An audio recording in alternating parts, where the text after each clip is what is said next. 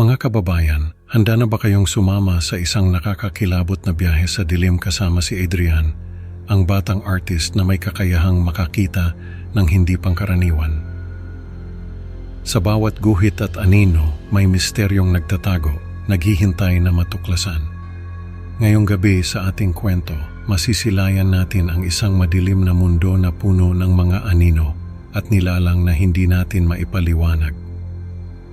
Maghanda na kayong makaramdam ng kilabot at suspense habang unti-unti nating binubuksan ang pinto patungo sa kakaibang dimensyon na magbibigay ng bagong kahulugan sa takot. Sa paglubog ng araw, habang ang mga anino sa paligid ng kanyang studio sa Makati ay unti-unting lumalalim, naroon si Adrian, abala sa pagpipinta. Ang kanyang mga mata, puno ng takot, ay nagmamasid sa paligid. Ang dilim ay parang kumakapal, at ang bawat sulok ay tila nagtatago ng isang lihim. Nagsimulang manginig si Adrian habang papatay ang ilaw. Tila may mga matang nagmamasid sa kanya mula sa isang sulok ng kwarto. Ang kanyang puso, mabilis ang tibok, ay nagpapahiwatig ng takot na hindi niya mapaglabanan. Biglang bumukas ang pinto at pumasok si Carlo, pagod at iritable mula sa kanyang trabaho. Dala niya ang fast food na hapunan nila.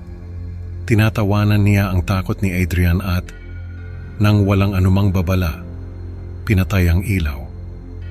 Ang kanyang pagiging walang pakialam, kitang-kita sa kanyang mga kilos.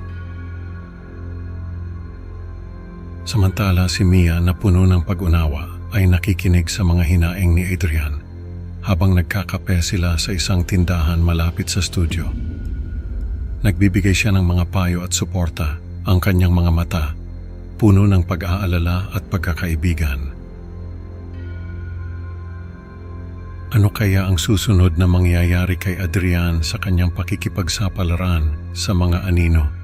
Ang kanyang takot tila isang paanyaya sa mas malalim na misteryo.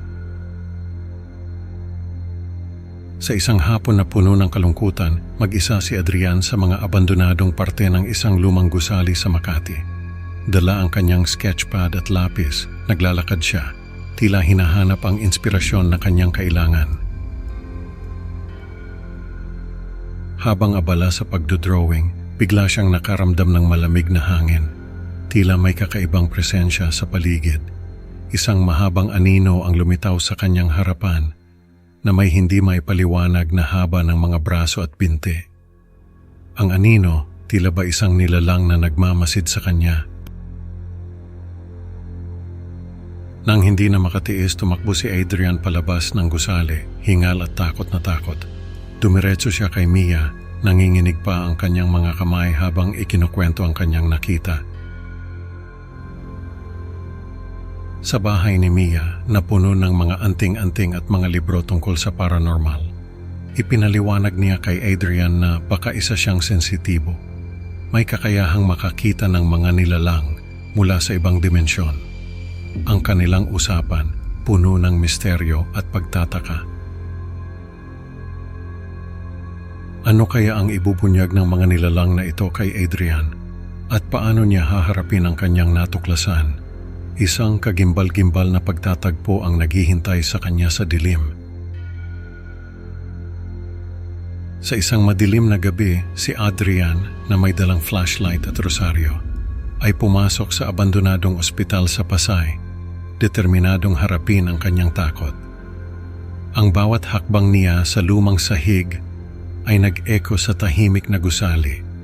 Ang kanyang puso kumakabog sa dibdib habang ang kanyang kamay mahigpit ang hawak sa rosaryo na parang ito lang ang tanging proteksyon niya.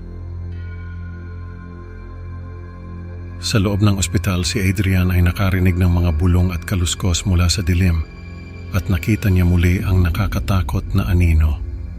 "Sino ka? Anong kailangan mo?" tanong niya.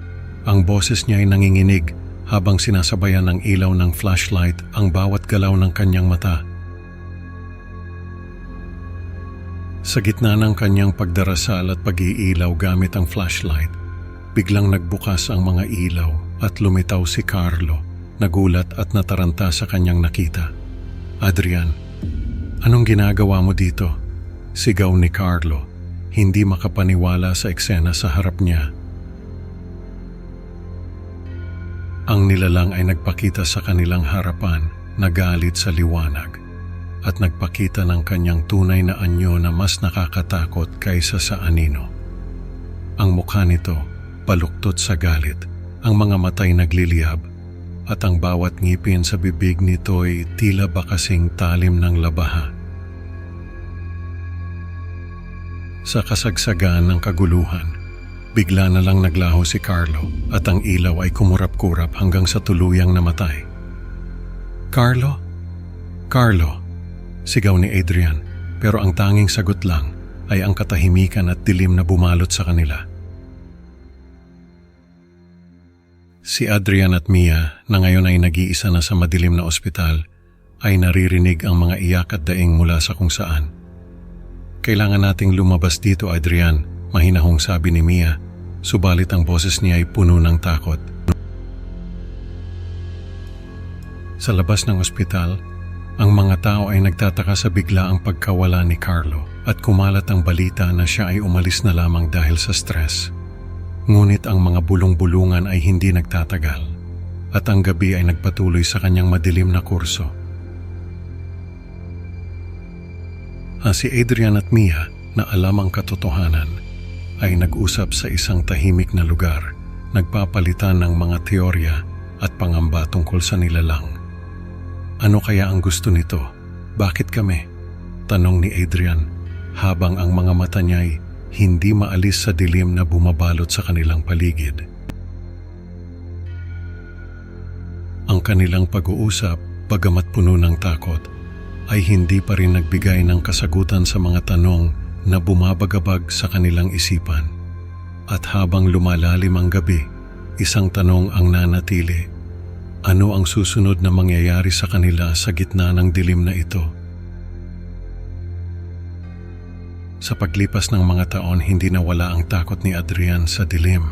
Tulad ng isang pintor na naglalagay ng kulay sa kanyang obra, siya'y nagpatuloy sa pagpipinta, ngunit ngayon, may halong mga simbolong nagpapakita ng proteksyon laban sa mga aninong nagbabadya sa kanyang paligid. Bawat stroke ng kanyang brush, isang pananggalang sa mga hindi nakikitang mata na tila ba'y nagmamasid sa kanya mula sa kadiliman. Bago matulog, may ritual siyang ginagawa. Iniwan niyang bukas ang maliit na ilaw sa tabi ng kanyang kama at bumubulong ng orasyon na natutunan niya kay Mia. Ito ang kanyang sandata laban sa takot na bumabalot sa kanya tuwing papatay ang ilaw.